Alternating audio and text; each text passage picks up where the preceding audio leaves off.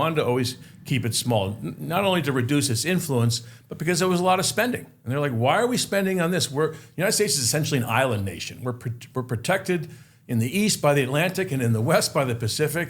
We've got a weak power on our northern border, a weak power why do we need a big standing army, right? But all this changes after after World War II, when the United States kind of holds the line against the spread of communism, right? So suddenly the military becomes a fixture. Big budgets, $50 billion budget in 1960, which is enormous for the time.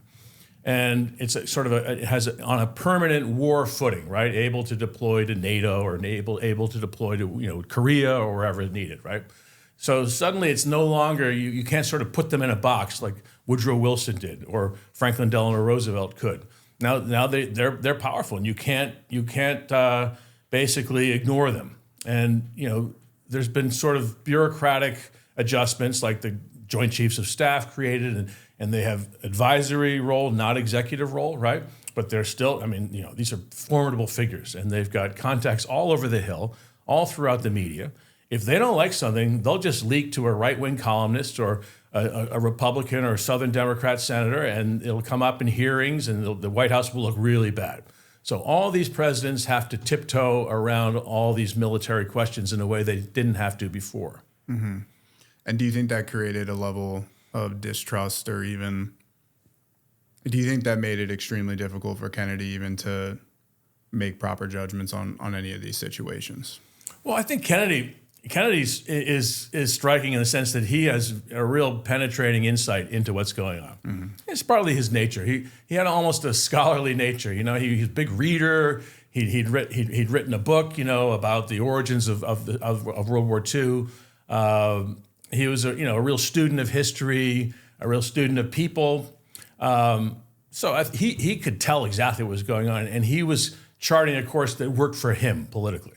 He said, I'm not going to commit suicide and just cut South Vietnam loose. I have to give the appearance of backing South Vietnam. And I'll give them enough so if they're worth fighting for, they'll fight for themselves, and we'll help them do that. But I'm not going to go beyond that. So he had a good sense, but my book contains a lot of these great quotes, many of them drawn from David Halberstam's The Best and the Brightest, which is a real good insight into the Kennedy and Johnson cabinets. But, he says things like, never trust the military. They don't know. They don't, these people are very low intelligence, that kind of thing. He thinks they come in with these basic judgments on things that don't take account of all of the complexities of the case that he as president has to deal with. So he tries to keep them on a short leash. He tries to appease them. One reason he chooses Bob McNamara as Secretary of Defense is he can rely on McNamara to control the generals. And McNamara does that brilliantly. And the generals are always chafing and wanting to do more and wanting, more troops and more bombs and more of this. And McNamara's always, saying, well, okay, not right now, but later. We have to go slowly, And remember, Kennedy has, he's teeing up tax cuts. He's dealing with unemployment. He's dealing with inflation. He wants to do a nuclear test ban treaty. He has all these things he wants to do, and he can't afford to have a big war in Vietnam, which will just, make the tax cut impossible. It will increase the inflation. It'll make it impossible to do the nuclear test ban treaty because nobody will trust the communists, right? So he's trying to soft pedal this thing. Mm-hmm.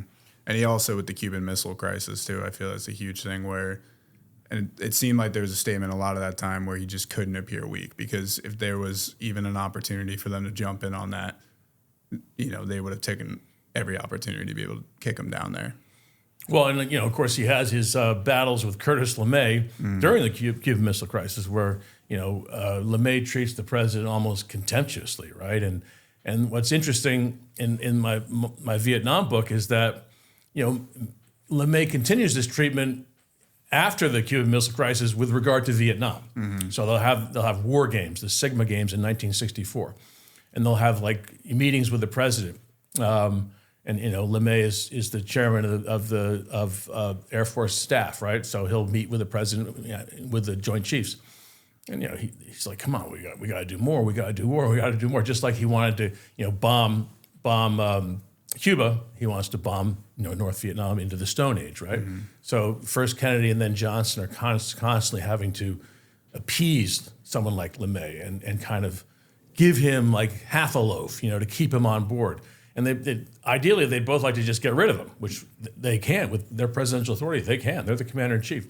But neither one will, because LeMay is too powerful. He's too connected. If he starts leaking, then then they look really bad, and they could suffer some real political hits. That military-industrial complex you're kind of highlighting. You just mentioned this, Sigma 1 and 2.